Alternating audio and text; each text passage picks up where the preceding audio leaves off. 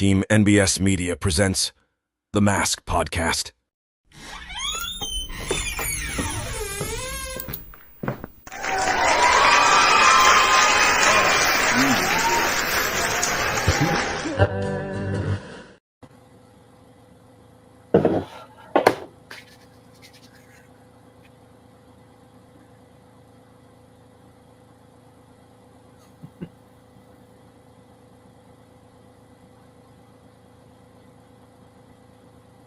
And there's still a lag now.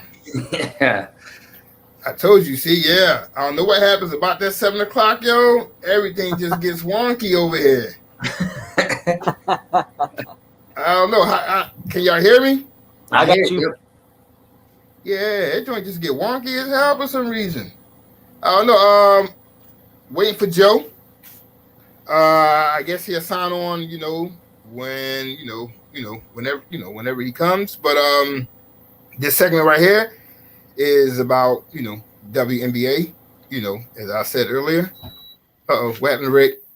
Rick the vanished on us. Rick said, you know what, I ain't talking about no fucking WNBA today.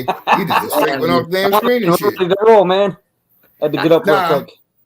I'm kind of waiting for Joe to come on before we started. But, let me see. I guess we can date back to the draft. Exactly when the drama started. Well, no, fuck it. I mean, we could date back to college, to the last college season. Yeah. It goes all. It's all tied together, really. And the sad part is how we looking at it. Actually, fuck it. It's not even the last college season before last. It really started to me with the LSU and the Iowa championship. It was the hold on. What was it? It was this, what's right? What's easier is no one's talking about how easy it is become. Didn't Caitlin Clark have to face her now teammate Aaliyah Boston from South Carolina the year before the LSU? But now no one's talking about that. Well, yeah. Shit. No, wait. With Aaliyah Boston, she came from what? South Carolina, right? Yeah, they won the title when Caitlin couldn't win it. The two people that kept Caitlin from winning is her now teammate and now Angel Reese, her now nemesis. Whatever. And so, in your eyes, do they have a beef? Do they have a legitimate beef, or is this like just some shit that the media is making up? If I'm being 100, I think it's halfway made up, and I say halfway because I don't think Caitlin's beefing. I think one of the two people in this beef is only the ones beefing, and I think half of that is she's creating the beef herself, and she's making herself be the beef and putting herself in the position to make herself be a bad guy more so than there actually is. Rick, what do you see? See, this is being portrayed by it's being betrayed by the player and the media as a beef. Absolutely. It's one of those things like I don't know why we can't have two stars at the same time when the NBA has had it the same way for years, the freaking anytime you get Jordan, you had Kobe and Jordan on the court at the same time, it was a big deal. If you got Allen Iverson on the court, these guys all on the court at the same time, it's a big deal. Now they want, instead of elevating them, instead of being that, like, oh, we could see who the better one is, but let the game speak for itself, they're fueling this rivalry and they're fueling this hate. And it doesn't make sense to me because in a sport that needs some more recognition, we need as many stars to show up as soon as possible. That's what you want to be pushing. That's what I don't want to be misconstrued here. All of this publicity, even though it's being used over a fake hyped beef, all of this publicity is warranted and deserved for the league and the players themselves and everyone involved. It needs to be shining a light on the entire league, not just because yes, she's saying, that kind of bothered me when Reese said, oh yeah, look, hey, it's not just one person, it's me too. Okay, so it's just the two of you? I mean, yes, from this rookie class, maybe, But not even that. There's a bunch of good players coming into the WNBA from this draft class. That is not just you two. And there's a lot more stars in the WNBA right now than just you two. So I felt it was also kind of selfish of her to put herself in just that position as well. So I think she's overstepping and over talking, and it's I don't know. She's trying to make a bigger deal of not only the situation but herself as well. You know what? The Angel Reese shit. I feel her the same way I feel when Taraji came out and said something, when, you know, all the older players said something. And once again, I will say it again. You'll probably hear it about 10 times during this segment. It is not Caitlin Clark's fault. Nope. I don't blame Clark for shit that is going on. Any of this. She has not asked for any of this. It's all on us in the media that is. Oh, and here's the bit. Why is no one actually explaining what's really going on here? The media hype train is turning Caitlin Clark into the WNBA's version of LeBron James. What? She's the chosen one. I wouldn't say LeBron James. When I thought about it today, and please don't kill me, people, because I'm like I said, we're gonna speak some realness. When I look at Caitlin Clark, what she's going through right now, I can imagine what the fuck Jackie Robinson had to go through when he broke the color barrier. It wasn't Jackie's fucking fault that baseball was fucking racist and shit. But when they brought him in, they knew what they were getting themselves into. Maybe he didn't quite know what he was getting himself into. What Caitlin Clark is getting herself into, I blame the WNBA for that shit. She's a fucking rookie. Y'all have no right to try to put her as the face of the league when you got Asia Wilson, who is a fucking back-to-back fucking WNBA fucking champion. Who is the woman? Sabrina Isaac? Am I saying the woman in who plays for New York Liberty? She's the fucking MVP. Candace fucking Parker and Stephanie Ionesco. Yeah. Thank you. All these fucking women. The first female with her signature shoe. How about why are we talking about that? Let's have some publicity to that. So it wasn't Caitlin Clark with signature. Ionesco is the first WNBA player with her signature Nike shoe. And not only that, regular NBA guys are on the court wearing her signature shoe. Why aren't we doing articles about that? Why is the spotlight not on that situation?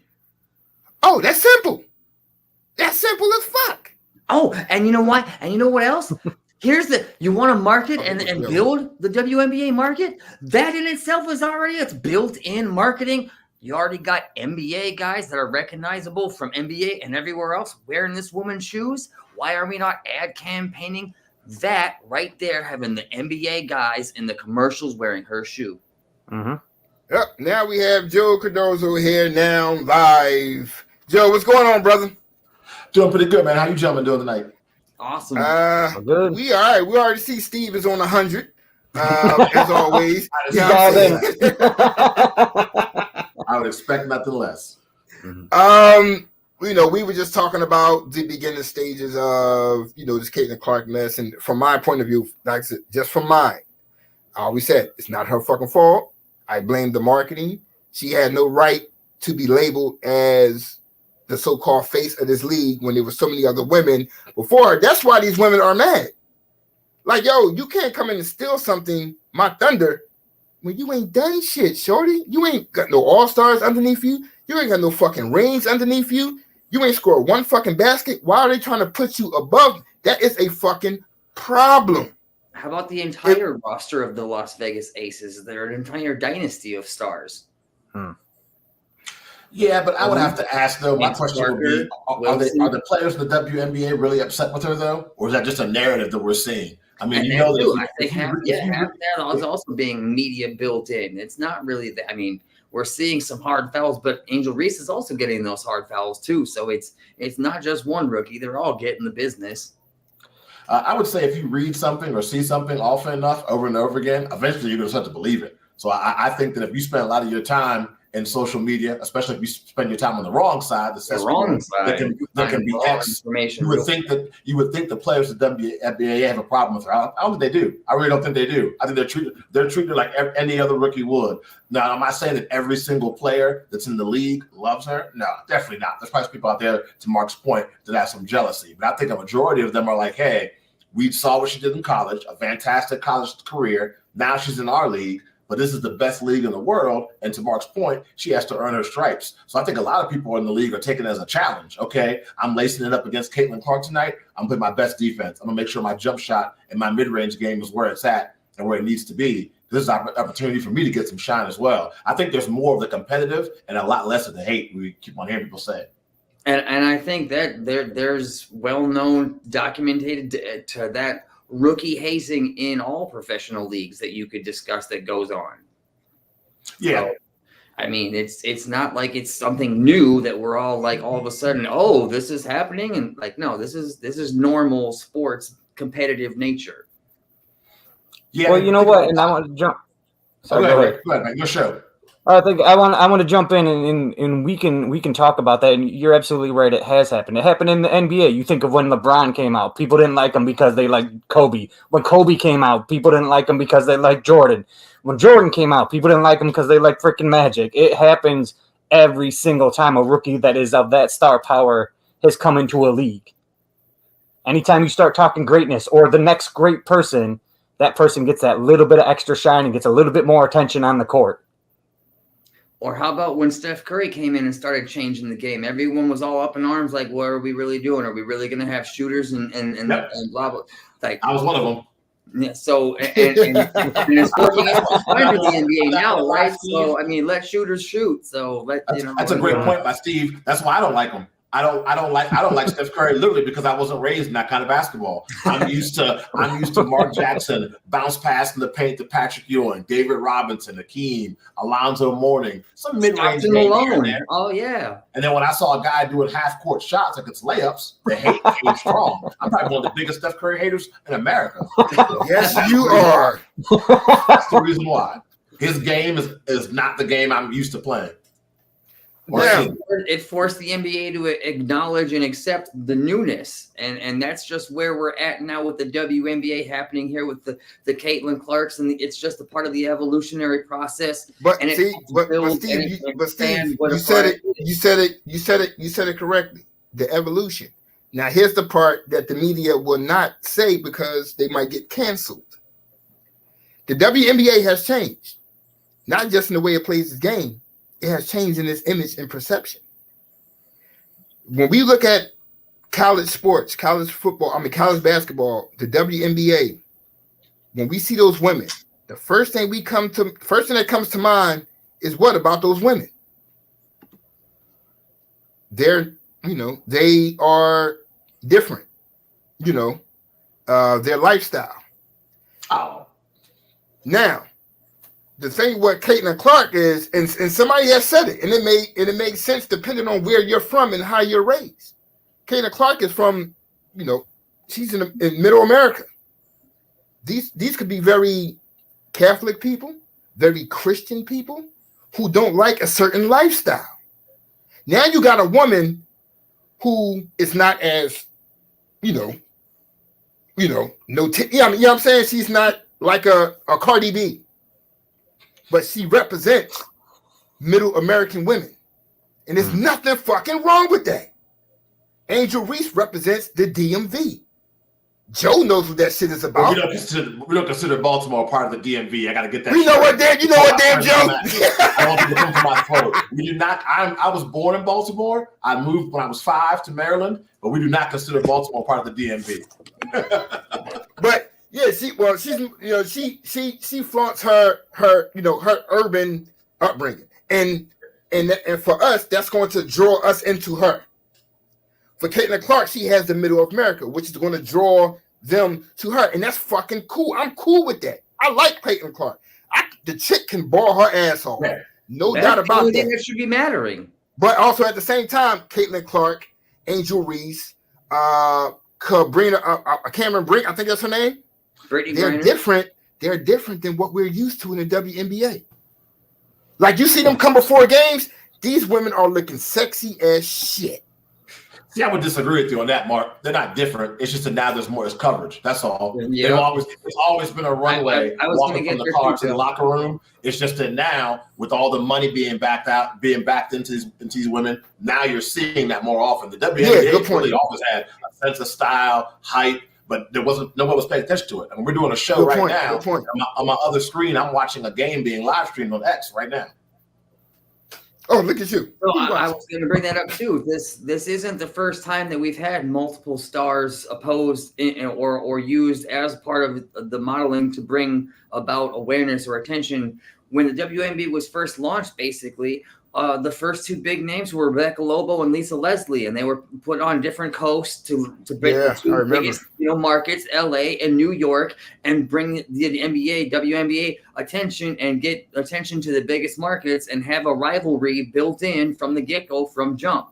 So, I mean, it's all part of marketing and how things work, and it's just part of the product, and it's like I said before, it's the evolutionary process. It's the next step of the game, and Magic Johnson came in the game, and things changed. MJ came in, things changed. Kobe came out of high school, and that started changing. KG came out of high school, and that changed the narrative of the NBA. People didn't come out of high school before that. Everything changes, and here we are, and the media age came about, and LeBron James came in, and Twitter came in at the same time, and the internet explosion, and Caitlin Clark is just the result of what now is what we have in front of us. That's not her fault. It's just the present tense we live in. And you think about it, the Caitlin Clark, I look at her, it's like we could look at Chris Webber, Juwan Howard, Jalen Rose. You didn't win shit. I'm sorry.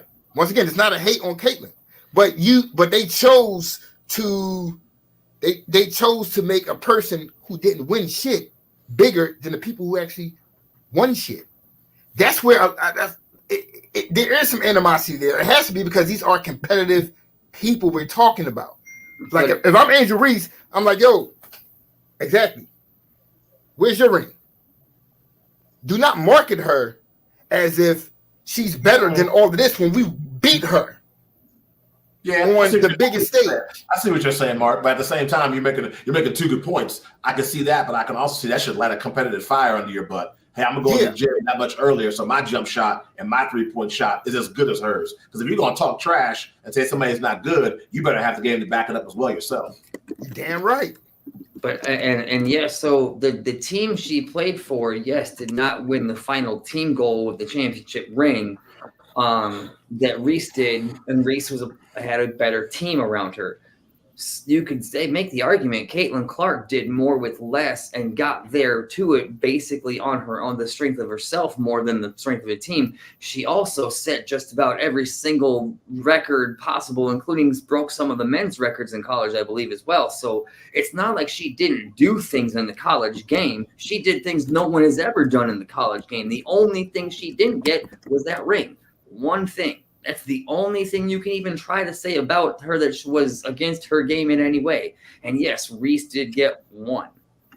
Some would say the championship's the most important part, though. Some would say, just saying. True indeed. That's why we hold it against Marino and why we hold it against Barkley, the guys that sitting on zero. But I mean, but you also look at the point where, it's like they're like, oh my God, now we're starting. Like I said, some of this shit could be coincidental. They're like, oh my God, WNBA is now getting charter flights. So they're like, oh, you got to thank Caitlin Clark for that. Like I said, it's not her fault, B. She's not saying this shit. It's the fucking media. It's like, hey, y'all got to thank Caitlin Clark because now y'all flying private jets or, chartered jets now. And if I'm Caitlin Clark, I'm sitting back like, why the fuck are y'all doing this to me? Y'all making her the most hated person in the fucking league. For no reason at all. I'd like to think that even if she wasn't in the WNBA, let's say she went back to college again for her senior year, I think with the push that the WNBA was making the last few years, the charter flights are going to happen anyway. Yeah, I don't think exactly. Now, did she give them a big nudge over the finish line? Okay, I'll give you that, but it was going to happen. Well, that's where it came into play. Like finally you're starting to see people take notice and the money be there. The rest, people aren't going to invest in the WNBA unless there's money involved. Not from a fan's perspective, from a business perspective, from a sponsor's perspective. So you're starting to see, they're like, oh shit, this is starting to take off. People are starting to get interested. We might be able to put money into this and get more money back out of it. So now all of a sudden everybody wants to be in your face. All of a sudden we want to charter flights. All of a sudden we want to, there's a superstar that we can portray as our next big thing. That's where a lot of these girls, these women are getting upset, is because I understand, like, I mean, I lost audio for a minute, so forgive me if I go back over stuff we already talked about, but, like, that's where a lot of them are. They have that little bit of jealousy, because, like, anybody who's put in work and gets overlooked is going to be pissed off. You know what I mean? Don't matter what field you're in. If you do well at your job and somebody comes in and they're doing well and they get the recognition and you don't, you're going to be annoyed. It doesn't matter if you're the guy sweeping the floors as a janitor or in the WNBA. True indeed. That's facts.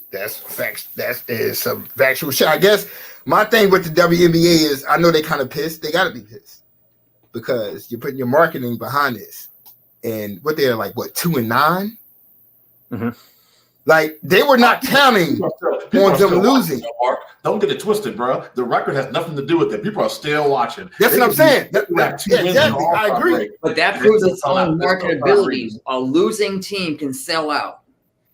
Yeah, so just imagine if they were fucking winning. Imagine what the narrative would be. Yeah. But that's going to be, I mean, it's the wild thing in sports, and we do it in the NFL. We talk about it all the time. These guys get drafted in the top 10, and they pick their quarterback at the highest position. And guess what? There's a reason that team has the highest draft pick, man. They sucked the year before. You're not going to get one player to go in. Bad shit. I ain't going to front. Indiana suck bad shit. You're not going to get one player to turn the whole fucking team around. I don't care how good you are. How long did it take Jordan to win his championship? He didn't go in as a rookie and win his first championship. But Jordan was not as highly as highly regarded in the skill set that they did with Caitlin. Right, he took a bit to develop. It's kind of the same concept, She's going to take a while to develop in that league, and yeah, they're losing. But to say that her star shines any less brighter, Yeah, I was about to say the same thing. I was like, her play has improved game by game. Yeah. She's definitely find her way. And I think too, one thing people don't talk about, I think the hate fuels her. I think the hard fouls, the trash talking makes her okay. I'm gonna show you. You want to knock me down? She's the one who goes in the gym and keeps working. Yeah. Oh, she's tough as shit though. She's a savage. Caitlin is tougher than a motherfucker. Like, they're going full Detroit Bad Boys on her, man, and she's just bouncing back. Like, dude, I got no hatred for Caitlin at all. She is a tough ass motherfucking player. Like I said, none of this shit is her fucking fault. I can never see and say I don't like this motherfucker. Or what's the kid? Matt McCaffrey. What the fuck that dude name went on that shit and said that dumbass shit? She's just another white bit. Like, my dude, for real, real, son. And still got a job. That's crazy. Yeah, that's. Right. I'm saying we never gonna touch on that one and shit. But like, with him, like, dude. Like we talked about the masculinity last episode, right? Like, he's a bitch, and it's just I'm off the train. I just left. Well, that's now just we see why him and Aaron Rodgers so cool. It's like, no, let me stop. Well, that's just it. I mean, those are those freaking shock jock, freaking these people that say anything for shock value. Everybody wants to be the next fucking Howard Stern, so they're gonna say whatever they can to get people's attention. Because it's like, and we're even talking about it now. Did you hear what Pat McAfee said? All of a sudden, it gets more attention to their show. I'll never be that way, man. The people that watch me, they watch me because they like me. Not that I'm saying wild shit. Right. Pretty much. I think a lot of this too is you have people that have not been WNBA fans or follow the league for a long time, jumping in now with all kinds of law takes. You have people that like. They saw, hey, so-and-so won the championship. Oh, congratulations, Las Vegas Aces. But they couldn't name 3 players in the Aces. And now, to Mark's point, with the media coverage of Caitlin Clark and WNBA games being more readily available, I mean, they're on X, they're on ION, they're on NBC, ESPN. You got people that have watched 5 games in their lifetime saying, oh, this person's the greatest guard since. How do you know? You have no idea how the league works, the history of the league. Where were you at when Cynthia Cooper was raising the roof in Houston? or when Becky Hammon played for the New York Liberty. They don't know anything about that at all. They just know what they've seen the last 2 or 3 weeks. And I think they need to fall back, kind of get yourself educated, let the professionals that have been covering this league for a long time kind of educate you and show what's what. Valid. Yeah, I'm one of them. I don't know shit about the WNBA. I ain't gonna lie to you. Like, I mean, I'm not gonna sit up here and be like, yo, son, I've been watching that shit for the past 20. No, the fuck I have not. No, I have not. The hoopla, and I mean, we said in the chat, the hoopla is what brought me. I was like, yo, okay, these two chicks got a little beef. I wrote an article on them. I called them, the Magic and the Bird. But I don't know about the WNBA. So, I'll ask Joe questions. I know Joe is into it. You got Nick.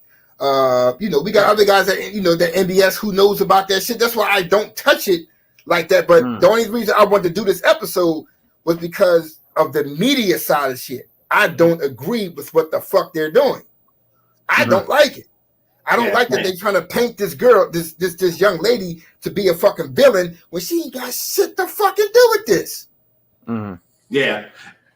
And they're missing a big opportunity to showcase the league as a whole, because there's tons of players out there that are really, really highly skilled basketball players that aren't getting any attention at all. And there's even great teams. I mean, Connecticut's undefeated. I mean, if we want to talk about beef and villains, for those that don't follow WNBA, it was like, 2-3 years ago, there was an altercation on the bench, where they had to separate Skylar Diggins-Smith from Diana Taurasi. Well, they play tonight. Smith, she's back now. Skylar's back. Plays for Seattle. They play. Skylar's nasty, bro. Skylar's nasty. And they married now, man. I can't mess with her no more, bro. They play Phoenix today, and that should be something we talk about. That's a rivalry right there. That's not made up or fabricated. We've actually seen video of them beefing on the bench. How's that going to be? Skylar playing against her former team. That should be the storyline. But instead, to Mark's point, we're being told how this young lady from Iowa is the savior, but also one of the worst things that ever happens to the league. It doesn't make sense. You can't have it both ways. It is kind of interesting how they're sort of, by the way that they're painting one side of the narrative, they're kind of creating a double false narrative, because they're talking about how someone is coming in that's going to grow and advance the league in such a way, and yet at the same time, all the access that is necessary to do so has been in the hands of the people that are writing all these narratives that are not happening or are happening, but if they could be happening a lot easier if you would be doing your job the way you claim that it is going to be happening. Or, you know what I'm saying? Yeah, and to your point, Steve, people writing these articles and making these videos have watched probably 15 games total in the history of the league being around. And I'm probably being generous saying 15. I just think it's so bizarre that I think the biggest problem here, and where the WNBA is going wrong, is, like you guys keep saying, it keeps coming down to marketing, and they're creating a rivalry, but they're not doing. There's a way to create a rivalry, and then there's a right way to create a rivalry. We're manufacturing a rivalry based on emotion instead of based on actual play. So that's where the divide is, and that's where they're trying to manufacture a rivalry as quickly as possible. They don't have the years of history with these teams like the NBA and the NFL does. You can go back 40 years, and Jets fans and Bills fans and Dolphins fans are always going to hate each other. You know what I mean? They're trying to find the quickest way to hit that fast forward button on a rivalry, and they're doing it based off emotion. If you build these players up and you showcase two great players on the court at the same time, it's going to create that rivalry, because you're going to get the people that are cheering for one, you're going to get two people that are cheering for the other, and they want to see both of them succeed. So when that other person does beat them, it's going to seem that much better. Yep. And it's also interesting that, again, when we're talking about expanding this league and we're talking about all this, there's all these teams that are in the league. Well, there's currently a 2-time defending champions who are setting themselves up running rampant in the league this season towards a third consecutive. I believe the Minnesota Lynx were the first WNBA team to have a three-peat themselves and have a miniature dynasty. Here you go with this Minnesota shit. You just can't have a conversation without mentioning anything about some damn fucking Minnesota. The Houston Comets would love to talk to you, Steve Rogers. But the point I'm making is there's been actual dynasties and one building on the rise in the WNBA already as it is. There are real legitimate championship teams and caliber teams. Yeah, for sure. I think there's a team that's undefeated this season currently, or just Connecticut is. lost. And we're not talking about that. We're not talking about the wins and losses. We're talking about 2 rookies. Not even 2, it's 1. Yeah. 1. But like, but but at the same time, it's like with Joe. All right, Joe owns NBS Media, so Joe has been doing this podcast and shit for years. So let's say I come on with the Mad Podcast and I blow the fuck up, and Joe's like, you know what, man, NBS is blowing up because of Mad Podcast. How the fuck are the rest of the podcasters going to feel if Joe just singling me out as the one who really took this shit somewhere?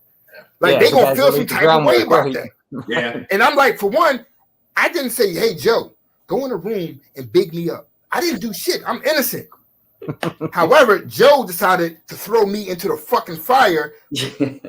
That's how Caitlyn has to feel. And like somebody like Angel Reese, she's sitting there listening like, yo, first of all, they're not here just to see her. Like, I don't blame her for what she said. Like, yo, that shit had, as a competitor, it has to fuck with you. Like, yo, we came in this together. I won over you in college, but yet you're the one. No, the fuck you ain't. I'm sorry. Once again, I love Caitlyn, but you ain't the one. There are other people in this class who is balling. I mean, you're the focal point of their offense. I mean, she's the LeBron James, the Michael Jordan of fucking Indiana. Aaliyah Boston, you're playing like total ass right now. I mean, no shit. Like a rookie is fucking. She's leading in points. I mean, also turnovers, but we ain't gonna talk about that. But as like Joe said, watch her game grow because all she's doing is getting better. She's getting tougher. Yeah. She's getting mentally prepared. Next season or the year after, she's gonna be a fucking. She's gonna be Steph Curry. Sorry, Joe. let me make this comparison. Peyton Manning's rookie season. How'd that go? Oh shit! Yeah, he sucked the ball. Did he lead the league in interceptions, which is all-time record as a turnover? Pretty sure he has an all-time record still. Growing. They're called growing pains. She'll be fine with that turnover thing in the WNBA. She'll figure that out. She'll dial it in. That's the one thing about professional sports that people don't get. I don't care what anybody says. All these part-time guys that cover sports and whatnot say the speed of the college game and the speed of the professional game are not the same. Everything is much faster at the professional level.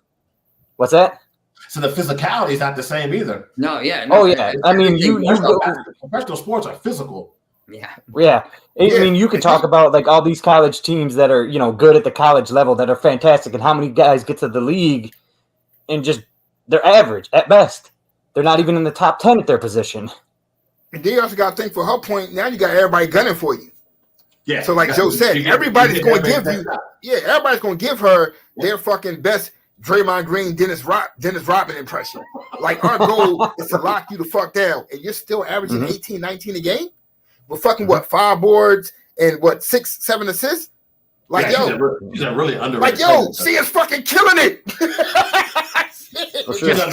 One of my dad's favorite sayings to bring up was you could take the best college team, take the national champion, and you could put them against the worst, the Cleveland Browns, and they would get smoked. Shout to the Browns. Damn. The worst team, whoever the Lions, the Jets, whoever's been dragging. I mean, the Vikings. Shit. Watch the views drop after that Browns comment. Man, you lost 12 people. You lost 12 people. It's not recency, but you know what I'm saying. The Browns, legitimately have been a struggling franchise throughout more of their history than they've been successful. Yeah, with all they would smoke any college team you put up against them. So, oh Lord, but I would give it as much as I want to down the WNBA for what they're doing to this young lady. I also have to give them kudos because it took balls and they needed a face, no doubt about it. Yeah. And for the people who like myself who just coming into the WNBA 20 years later, like you drew a fan in. Like if that was your goal, guess what? It worked. Yeah. So now, I even tell Joe, we go in the room and we joke like, yo, nigga, I'm even sitting here betting on WNBA games right now.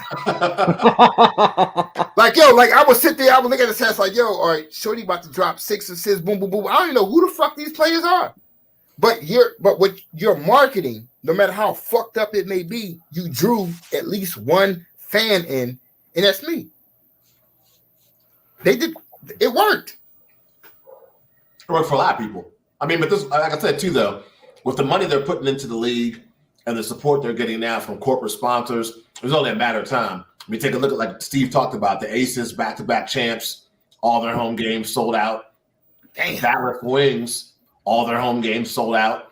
And I do think that the game with Caitlin Clark, when she comes to Dallas, and I think another game besides the Indiana game, had to get moved from their arena to a bigger arena because of the demand for tickets. Accommodate more seats. Yeah, you got team coming in Golden State soon for the WNBA. You got Toronto. Toronto.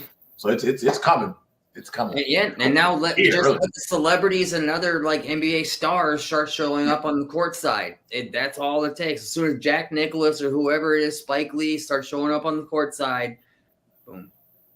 But we're gonna. This is where they'll need to re-strategize. So when it comes to stuff like that, they're blowing up big, and I've seen it in women's professional sports altogether, and it's kind of weird how it doesn't mirror men's professional sports. When it comes down to it, you take at women's sports, no matter how involved and how invested fans are, it seems like men get sponsorships from everything, and women's get sponsorships from sports gear. You know what I mean? I don't think until you start putting these people or these athletes as a household name, you're never going to reach that sort of level that you have the men's league at.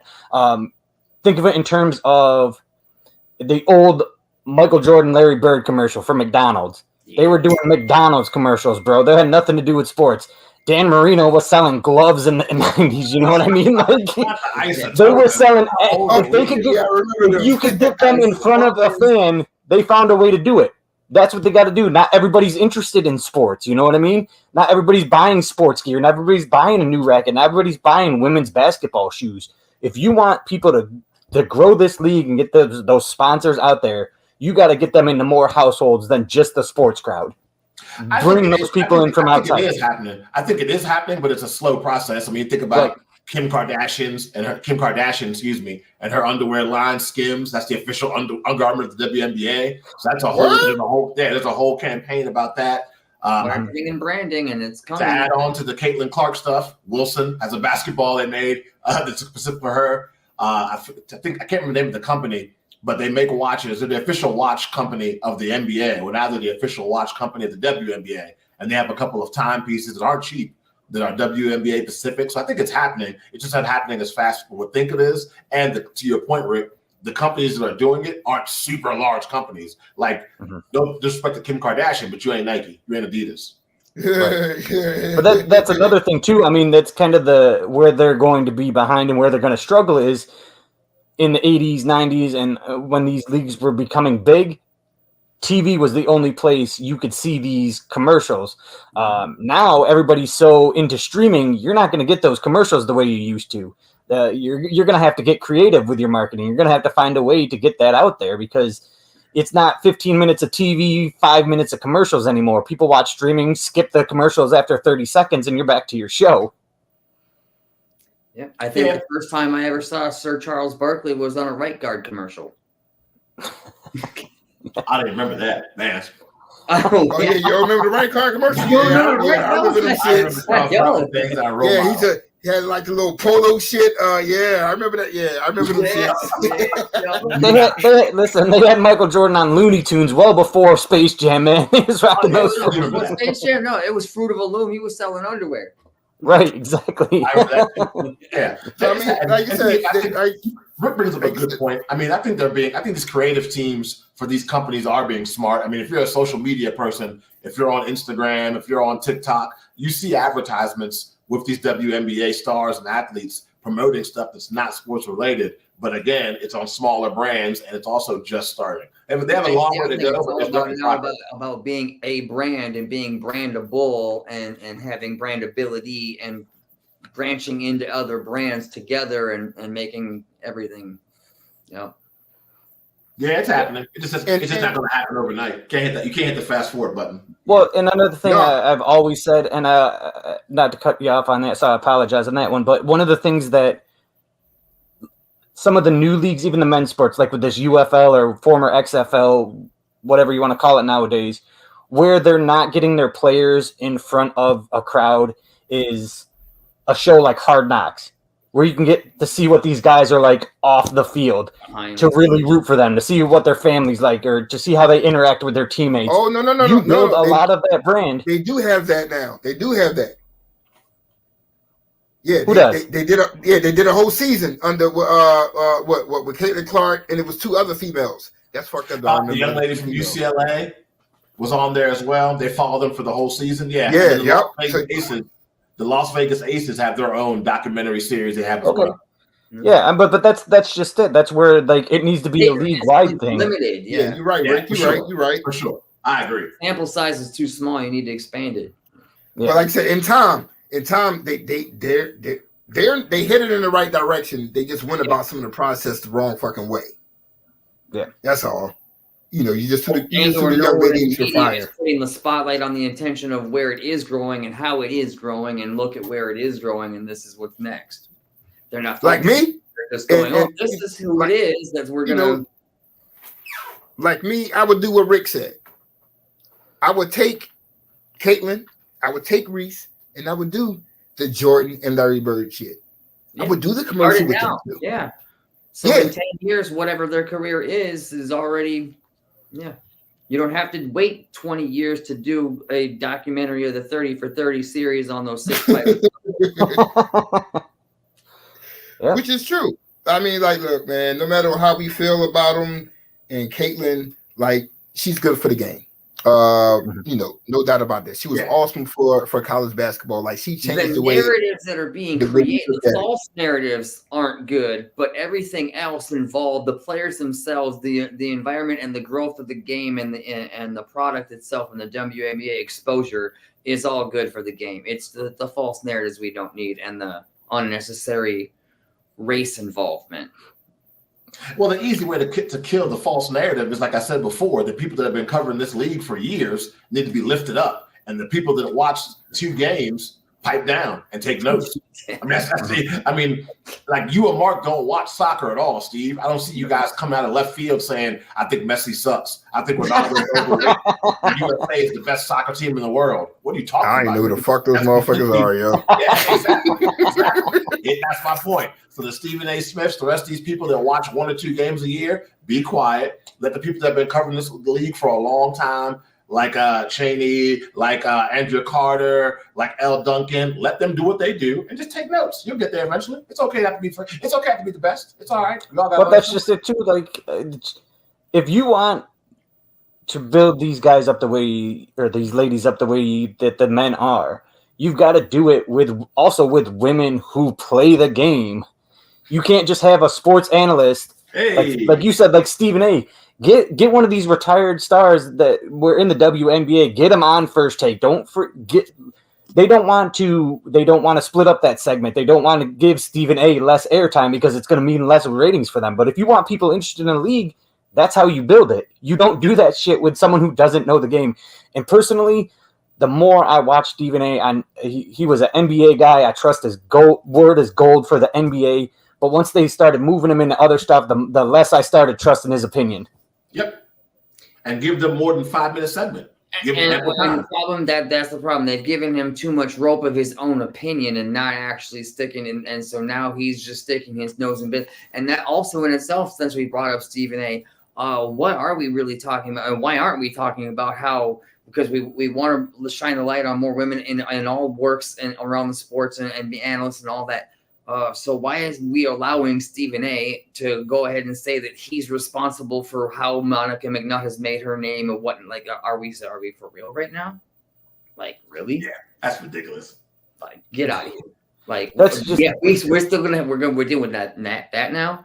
Like, I made you. No, get out. She made herself. Get out. Well, it's the same thing Mark was talking about earlier. We're just these guys get too big and think they're above and beyond, that they're not going to bring anybody up like that. You know what I mean? Give that person the respect. Hey, man, this person's worked really hard. She's busted her ass in the sports world. She knows her stuff. Give her flowers just the same way you do the rest of the teams.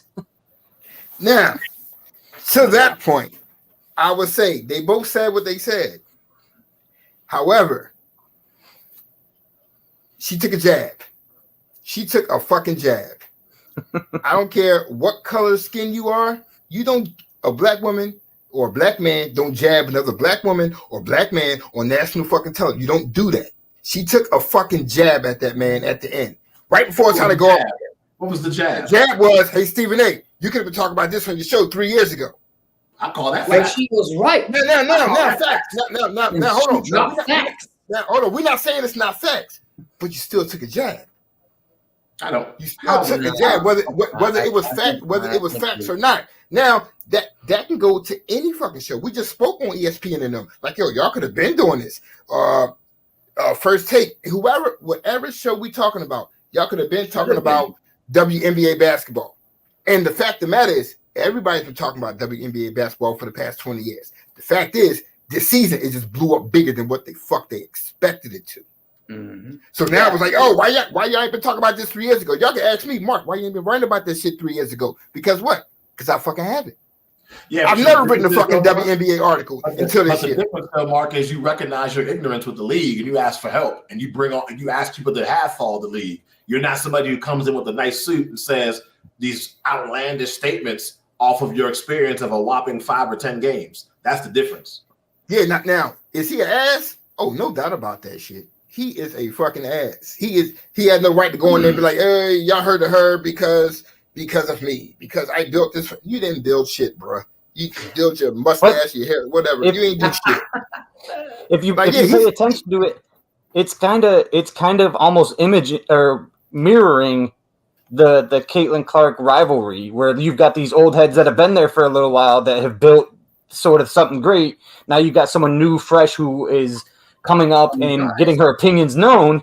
All of a sudden, it's the exact same storyline, and we're kind of mirroring these two together, and it's just another way to sell it. Good point. And she's also not part of the Good Old Boy Network as well. Mm-hmm. So that's a good point, Rick. Yeah, facts. Now, let's take the momentum that she got. Yo, let's give her show like Elle. I sat down the other day and I was like, yo, who's this girl? Once again, I'm not afraid to say I don't know who the fuck she is. I didn't know who Elle Duncan was. I had no idea. I sat down and watched this show. I was like, yo, this is dope. She's fantastic, bro. But once again, if I don't know, you don't know. Yeah, for sure. I respect that. But it's the same thing. It's so funny the way all these things mirror, and you don't know someone who has that kind of talent, and because they're not on, it's the same thing. You've got this big brand that's getting overshadowed, and it's the only thing in your face. It's the same thing where the WNBA, the NBA is there, and it's in your face, and it's this big brand. And then there's the WNBA trying to make their come up. It's so weird how they all kind of sort of tie in together, and they're all mirroring the same kind of storylines. I'm gonna hook you up, Mark. I'm gonna send you a list of all the people that are my go-tos when it comes to WNBA information. We're gonna get you there right. You go. The problem is, I still probably won't watch the WNBA. If you don't watch the games, they're gonna let you know the storylines of what's going on in the league. Mark's gonna be like, "Who am I betting on this week?" I would love to the games, but I'm able to with what I do watch. I'm able to be on top of the knowledge of what is happening. Mm-hmm. So I don't have to watch the games, but I can still find the information required to be knowledgeable to the subject. Yeah, I would love to know where to get the, I would love to go where to get the, the information, like, Joe and them are very knowledgeable of the WNBA. They're very knowledgeable of soccer, women's soccer, men's soccer. Like, I still don't know what the fuck Joe and them get out of soccer. I have no idea. It's just not for me. You know what I mean? But like, that don't mean that I would say I would never watch it or never want to learn. It's just not where I'm at this particular moment. Yeah, I can respect that. But I know Joe love, like, we could be talking about anything. Joe be like, yo, all right, so the office closing at 6:00 because USA about to play Croatia. Hey, USA, I'm saying here like, yo, who the fuck are these people that he's watching? USA women are in Minnesota tonight. The game starts in about 5 minutes. See? To make the example, Mark, even bigger than what you did earlier with Joe being the boss and Joe blowing you up, it's bigger than it. It would be like the internet picking up the momentum that your Mask podcast has, and the internet telling the world that the Mask podcast is blowing up the MBS rather than Joe doing so. That's kind of what we're looking at. It's not even Joe coming and blowing the thing up for putting you on blast to where you're doing what you're doing. It's everyone else is seeing the momentum and putting that on blast for you and Joe. I see what you're saying. That's a good point. And sooner or later, guess what? We are going to take over. I'm sorry. I'm sorry.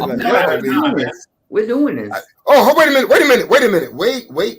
Joe, for years. Back up for a minute. I need to back up for a minute. Yeah, no, Joe. Yeah, I need you to back. Exactly. I'm saying like, yo, I know that shit. I'm sitting here looking. I'm like, yo, wait a minute. I know that pattern, yo. Marketing. Now you need to get me some of those JetBlue miles so I can fly like you fly. Yo, I told you to holler at me. Oh, I definitely will. I remember that. JetBlue, get those tickets from JetBlue. My experience today was a little different. I will leave it at that. Yeah, you know what? Who you fly with? I'm not gonna put them on blast. It wasn't Spirit. I didn't have to take a knife with me or a gun. It wasn't Spirit. Wait a minute. Hold on. You in Denver, so it had to be Frontier. Let's continue with the conversation. Continue the conversation. How about that WNBA? Because Denver is Frontier home base. I have no idea. Yep, it is. You got any bit of that Kool-Aid left you drinking over there? Yeah, really. Mark's going to cut the clip and get promoted tomorrow. Look what I did during my show. Nah, but let me see. We about running out of time because I don't want to run into the because we got the NBA draft Central guys coming on at 9:00, which I didn't realize until I was setting up the time. I was like, oh shit, I want to overlap. I want to overlap them guys. Jeff's trying to kill me and shit. Nah, but seriously, guys, I want to thank everybody for coming on. It's like 8:00. It's my dinner time. Joe, once again, brother, we don't really get you on the show. I don't know why, but once again, well, thank you for the platform, for providing the platform. Because you start the show, as soon as I punch out from work, your show starts. A word? Yeah, and I can't do I don't like to drive, doing live streaming while you're driving, your signals dropping in and out, so you call me. All right, so here's what you do, right? Once you go on, you just sit in the car and just pop the phone open and just watch the Mad Podcast, you know what I'm saying? In the parking lot, just stay there. You miss rush hour that way. Colorado traffic is horrible. But no. All jokes aside, though, me and Rick, we would like to thank you for, providing us with, with the platform to speak our mind and, be who the fuck we want to be. Steve, as always, bro, you're almost on every damn episode. So I swear, the next time you come on this motherfucker, you better have a mask on or some shit, otherwise I'm just gonna black screen you. Word in the street. Steve's working on his own show here soon.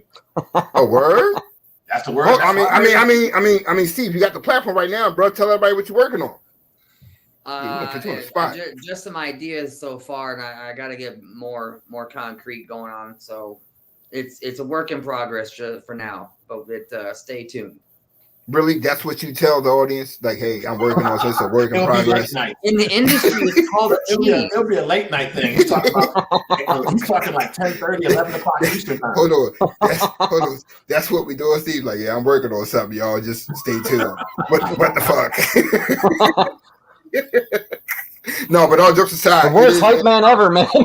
I think Rick told me we got to 9:00 to the Acolyte. Come on, I think that's correct, right? Oh, all right. So Star Wars. Yeah. So I got like an hour to. I think the first 2 episodes come on tonight. So I'll do it. That might be a 2-screen night tonight. Then now there's got too much to do. Soccer on mute. Then that. Oh, wait a minute. Oh, since we are on the air, let me tell everybody right now. Won't be a show next week because I'll be traveling down to NC. My youngest son is graduating high school, so I will be in North Carolina for the next week. So I won't have no show at all. And on the other side part, that also means that my child support stops. So is there a party for that? Email. Yeah, I can afford one now. You know what I'm saying? I can afford chips. He said he ain't got to be up as early anymore. Fuck, son. Off the rails. Take some of your vacation time. But no. All jokes aside, though, like once again, though, we want to thank everybody for tuning in for another episode of the Man Podcast. We're gonna take another week off. Me and Rick will be back with another show. I have no idea what the fuck we're talking about, but I don't get 2 weeks in advance. Yeah, I'm saying, screw you, Rick. Make sure you guys watch some WNBA basketball, man, not just highlights. I'm gonna hook you up, Mark, with some names. I'm with it, bro. I'm with it. Do it. I ain't afraid. Rebecca Lobo, Hall of Famer. Well, on that, I'm saying, screw the Vikings. I would like to say, I can't help it, yo. I gotta be a fool. I can't help it. I can't help it. No, you gotta have some fun though. You know what I'm saying? That's one thing Joe did tell me when I was like, y'all want to do that. Joe was like, yo, just go have some fun, be you. You know what I'm saying? No restrictions or whatever. So I took that shit to heart. And that's why it may come back to him at a later date, but we'll worry about it then. Yeah, true indeed. But that's what makes it all fun. So anybody listening or watching, like, you got a show that you want to do, like, holler at Joe, come over to the team, NBS Media. You know what I'm saying? Got slots open for you. Be who the fuck you are. Sorry, my mouth, is wild. Be who you want to be. Hazing, so you'll be treated like Caitlin Clark when you first get here. Yeah, never think. Yeah, when you come over here, just don't talk about the Twins, the Vikings, the Lynx, and I don't think Minnesota got any other teams besides those fucking crappy ass teams. Did you hear we just won the inaugural women's professional hockey league championship? Yes. Look at Steve learn about women's sports. I see you, Steve. Expand your horizons. The growth is upon us. The women's side of sports is the future, ladies and gentlemen. It's here now. Welcome aboard, sir. There's plenty of space. First of all, y'all, don't be paying Steve no fucking mind. First of all, welcome to the team, Steve. No, I keep trying to sign off, but these motherfuckers don't let me sign off and shit. Courtney, if you listen, call Joe right now. Call Joe right now. Tell him you gotta, I'm saying, a social event meeting that y'all need to attend. Play the promo video, man. Wrap it up. Nah. Real shit though. Once again, we want to thank everybody for tuning in for another episode of the Man Podcast. We see y'all in 2 weeks. Yes, sir. God bless. Good night. Later. Thank you, everybody.